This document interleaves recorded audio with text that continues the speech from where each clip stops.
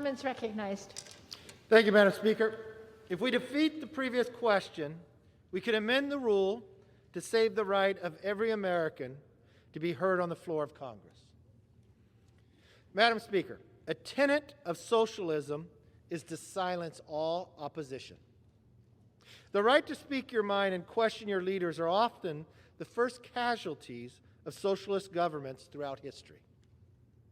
Not far behind are other important freedoms, including the right to defend yourself and the right to earn a living, which are impossible to protect without the freedom of speech. Our Constitution lists the freedom of speech as its very first freedom. And for our founding fathers, the reason was self-evident. As Benjamin Franklin once said, "Without freedom of thought, there can be no such thing as wisdom, and no such thing as public liberty without freedom of speech." And the very first action of this majority is to take it away. From the very beginning of this institution, we had a motion to recommit, to protect the minority. If you listen to Benjamin Franklin, tell me how the 117th Congress can have any wisdom or any public liberty or any freedom because you deny us speech. Benjamin Franklin was right then and he's right now. But I've noticed a dangerous trend against free speech in recent years, a trend that betrays every other founding father who have lived, fought, and died for. It began in our schools on college campuses, where our students are taught the absurd notion that free speech is about privilege and power and not open debate and rational deliberation. Then it jumped to the mainstream media and social media giants who use their power to protect their liberal friends and censure conservatives, including during the last election and throughout the pandemic.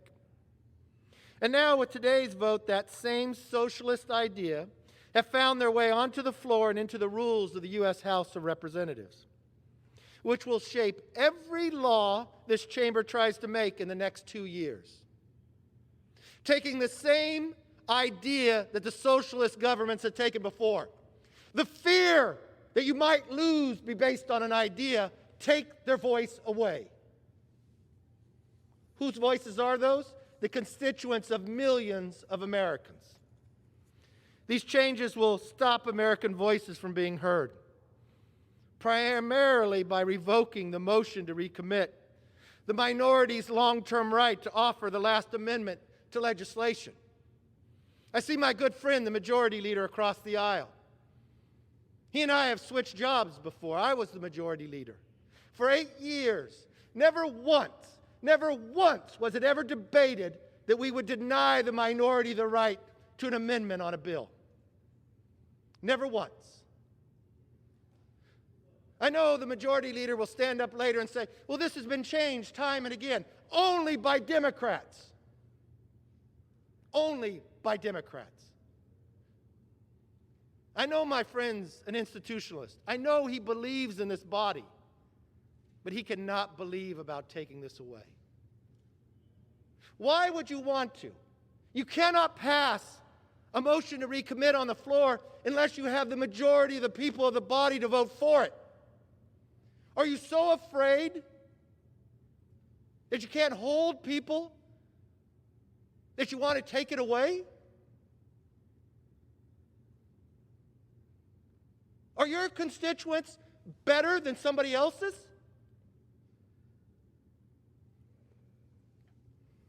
To again quote Ben Franklin, free speech is a necessary tool for exposing and keeping in check narrow thoughts and narrow men. That is what the MTR is all about. For our constituents, taking it away means freedom of speech is silenced and good ideas are stifled. While House Democrats have slowly chipped away at this right in the past, today's vote truly represents the nuclear option. It will prove once and for all who is truly an institutionalist in this body. Is it no wonder that your majority is so thin that you go to take away the MTR? Was the Speaker vote too close?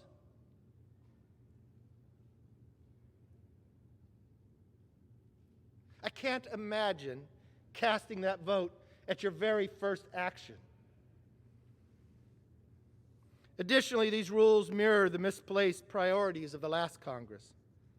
Democrats' 45-page resolution strips all mentions of words of father, mother, son, daughter, brother, mother-in-law, daughter-in-law. I'm a proud father. I'm an extremely proud son. But we're going to strike them from the rules. First, we take your speech away. Then we take what you can say. Already, in the race to wokeness, I listened to your opening prayer yesterday. You changed the word to amen that has nothing to do with gender? Today's vote is about more than organizing Congress. It's about the American people's right to be heard by their government. This vote is important. It might be the most important vote we take after the vote for Speaker. It signals our priorities, our vision for the entire 2 years. The fact that this is the Democrats' first course of action as the majority in the new Congress speaks volumes to what the length they will go to silence the people's voice. I almost thought it would be the opposite. I know what you thought the day, the weeks, the months before the election. You wondered if you'd have enough seats in here for how big your majority would be. I listened to the Speaker say she wasn't only going to win the majority, she was winning it for the next 2-3 elections because we were going to gain so many seats. My dear friend predicted 15-seat gain by the Democrats. But that's not what the American people told you.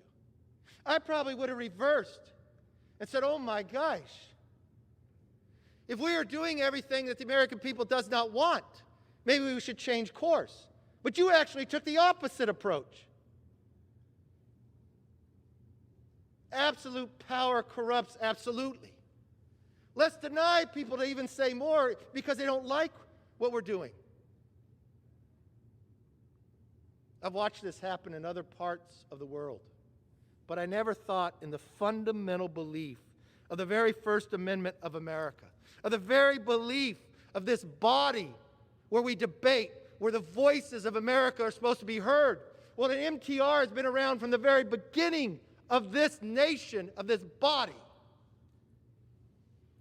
But you will be the individuals. You will be the slim majority that took it away. You will cast that vote. You will have the history written about you. The fact that this is your very first course, you are setting the tone for the next 2 years.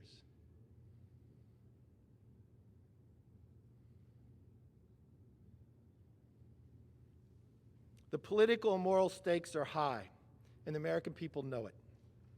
If censorship replaces open debate on this floor, serious deliberation of the most important issues confronting our country will become impossible. More importantly, Congress will continue to waste time on unnecessary distractions that have nothing to do with the needs of the American people. This damage will be immediate and long-lasting. But Republicans will never give up our right to fully represent our constituents, voices here in Washington.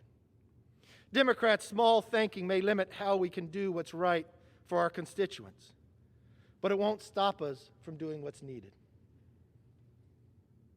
Maybe we need a little history in modern history. You had the ability to control this body for 40 years before Republicans ever won in 1994. You would try to shut it off now and then based upon certain bills. You know the very first thing that Republicans did when they had the chance to write the rules and be in the majority? They guaranteed it for the minority, for you, when you were in the minority. They were not afraid. When we narrowed the majority, much to the same numbers we have today. Was it removed then because Republicans were in power? It was not. It was guaranteed. My good friend was here during that time. The Speaker served during that time. When we, the Republicans, took the majority again and had it for 8 years, not only did we never touch it, we guaranteed it again. You've been in power for 2. You lost seats based upon what you did on this floor. Instead of changing course, you now deny people the voice. That's the history that will be written today.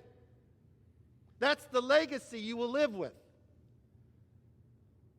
I will promise you this. 2 years from today, when you are no longer in the majority, we will correct the course of history. Because we are not afraid of debate. We are not afraid of ideas. We believe it makes us stronger. We know it makes this country stronger. This choice will shape everything we do in the next 2 years and beyond. We have big challenges. We're going to have to work together, but you deny us, you're going to have a hard time working with us. Madam Speaker, you and I travel a lot back to our districts. We fly often on the same planes. We see our constituents, and I see you listen to them. I see you talk to them about issues. I've watched you work across the aisle on some of the biggest issues, even when you were not in the majority. I want you to think one moment, Madam Speaker. What if those constituents you talk to, and you say you'll bring their voice to the floor, that you are going to be denied that? You never were denied that when you were in the minority. But I just ask every member of this body, before you cast this vote, you may think a tough vote goes away. Oh, no, it won't. I will make you this promise. You have given me the passion to fight harder for my constituents. You have given me the passion to find a better opportunity for more of their voices to be heard. And you have given me the passion to win back the majority so I can win back the voices on this floor, that they won't be denied. And they might not be my constituents. They may be the voices of your constituents, because it's the right thing to do that has been here the entire time this body has been here. Madam Speaker, there are times we will disagree, but there are very few times I've ever been this embarrassed of this body. The hypocrisy of what I'm about to see, the hypocrisy of what you think you will defend. Everybody in this body knows it is wrong, but you feel you can grip power a little harder. You can feel you could hold on to it a little stronger. I will tell you this. The power of free speech is so much stronger than the power of somebody trying to grip and hold on to the majority. With that, I yield back and strongly urge defeat of the previous.